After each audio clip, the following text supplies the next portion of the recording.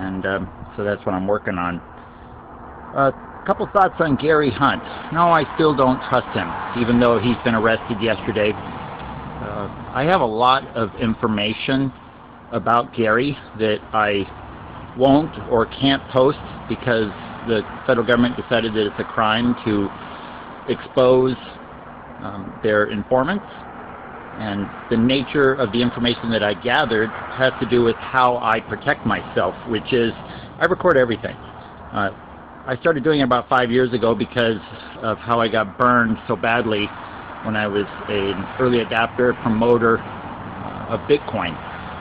And so because the government sent in, the FBI, I don't know, CIA, sent in fake programmers to disrupt my business, create false accusations, threats of lawsuits, so forth and so on. And I said, that's not what happened. That's not what was said. I decided that I was going to capture all of these things, record all phone calls, and I still do to this day. I didn't know that material that I captured when I was at the Refuge in Oregon and people that I had conversations with on the phone would be so important. Some of it I didn't archive. Most I did, simply because that's my habit. And with these operatives and informants, it's difficult to know that a conversation you had or something they said, that the pieces that would identify them as informants wouldn't become available until 6 or 8 months later. And then you have lost that other evidence that you could have used to expose them, or at least slow them down from their destructive ways. So with Gary Hunt, I still have most of it. And I'm also, I want to tell you guys, I don't believe for a moment that this arrest is legitimate. I think they're trying to rehabilitate him. They have 25 years, that is, i.e. the FBI and the CIA and the Forestry Service and the B.L.M. and whatever other agencies that he has, I can't say work for, as in for money or compensation, because I haven't come to the full conclusion that Gary even knows fully that he is the destruction on people's lives and on the Patriot movement, the destruction that he brings. Nevertheless, I don't think people should be trusting him, and I think that it's a lot like Greg Burleson, who was discovered after years of being an informant and operative that he was a fake defendant. And I knew already that they do in fact create fake defendants, and they put them in the jails and the prisons, and they inform on innocent people.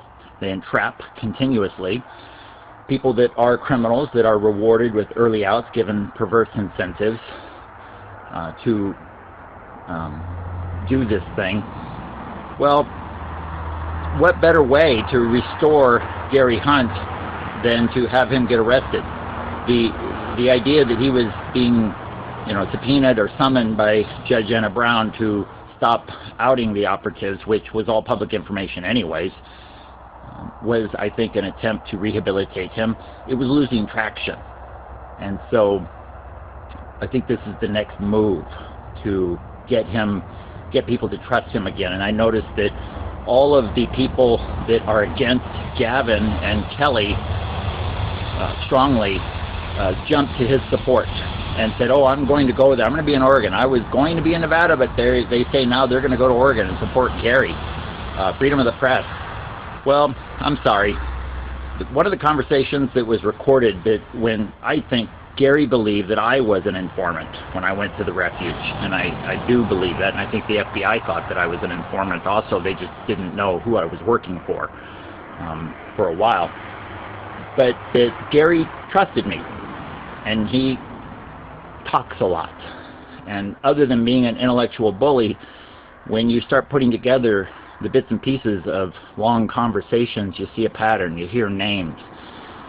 Gary trashed Odalis Sharp and her children when I brought to his attention what the Child Protective Services in Kansas was doing. He mouthed exactly what the press, the worst accusations that were completely false, he mouthed it back, and had no sympathy for anybody who is involved with Child Protective Services. The one thing that patriots with children fear the most.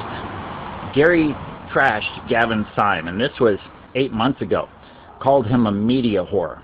Gary trashed Pete Santelli multiple times, had no, said he's not a journalist, and basically mouthed the same thing that the FBI and the government was saying, was that he was part of the whole,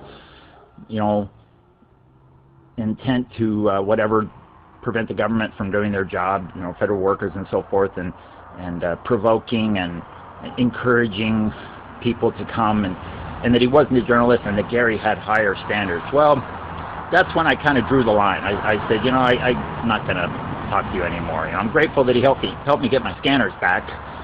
But when I started analyzing what happened after Terry Linnell outed herself, and I think actually she didn't out herself, she was paid to go up there and testify in lieu of my testimony, because her testimony, at least in the first trial, mirrored my affidavit and the people that I was hoping to testify for, and was put on standby for that purpose. I did testify in the second trial, but then they pulled out this Fish fellow. His name was Fish at the Refuge, Fish something, to again suppress testimony that I would have given, but the whole thing was scripted. Look, guys, I know I'm going real fast on this, but don't trust anybody that is a strong supporter of Gary's and has been writing in his forums. Just be real careful. Feel good? No, don't trust them. There are other people in that environment where they just don't know better, and so, but I do, and I can't reveal the recordings, but as time goes by, I will talk more specifically and quote from them the things that Gary said, and I'll share with you guys the names that are connected with him that I believe are government-paid informants, or at least loyalists and sympathizers, or people that just think like he does. Keep in mind that Gary, with regard to Gavin and Kelly, who, by the way, I want to say, give a shout out to Gavin and Kelly, that I support crane flies, having an epidemic of crane flies this year. I support Gavin and Kelly 100%. You guys, I can see that you're fully devoted followers of Jesus Christ, and so we share values in that respect. Gary doesn't share your values. He's not a Christian. He's somewhat of a vulgar man. Smokes like a chimney, and just grew up in a completely different world. And so there's a conflict of spirit going on there that the Bible talks about. Not necessarily a conflict of the overall goal of liberty. And I think a lot of the people that are against or don't like Gavin and Kelly, that's really what's going on. They don't even know themselves fully. They can't articulate when I ask them, well, what is it that you have against Kelly? What is it that you have against Gavin? Well, they just, and they can't say it. They can't articulate it. So you guys, Gavin and Kelly, you have my unequivocal support, and my family loves you. My kids love you. But I don't believe that this situation with Gary is real. Now, it is not unheard of also, by the way, that the government would throw one of their own under the bus. So if it turns out that Gary is genuinely punished and held in bad conditions, and then it behooves Gary then to expose himself and what he knows if there's something going on behind the scenes. But it's not unusual that, it could be that the government, one hand is not talking to the other, right? And that maybe if Gary has actual handlers, if he is an actual agent or informant, which I don't know, I'm leaning in that direction, as opposed to his activities being inadvertent or passive, then they'll contact the courts and work that out, right?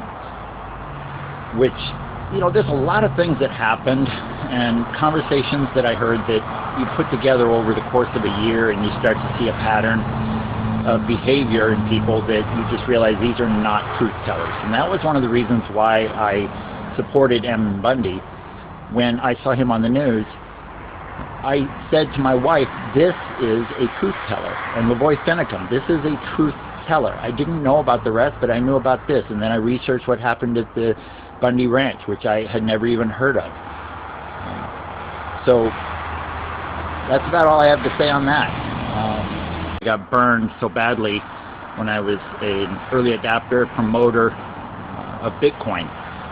And so because the government sent in, the FBI, I don't know, CIA sent in fake programmers to disrupt my business, create false accusation in Oregon. And people that I had conversations with on the phone would be so important. Some of it I didn't archive. Most I did, simply because that's my habit. And with these operatives and informants, it's difficult to know that a conversation you had, the federal government decided that it's a crime to expose their informants, and the nature of the information that I gathered has to do with how I protect myself, which is I record everything. I started doing it about 5 years ago because of how I threats of lawsuits, so forth and so on, and I said that's not what happened, that's not what was said. I decided that I was going to capture all of these things, record all phone calls, and I still do to this day. I didn't know that material that I captured when I was at the Refuge, and so that's what I'm working on. A couple thoughts on Gary Hunt. No, I still don't trust him, even though he's been arrested yesterday. I have a lot of information about Gary that I won't or can't post because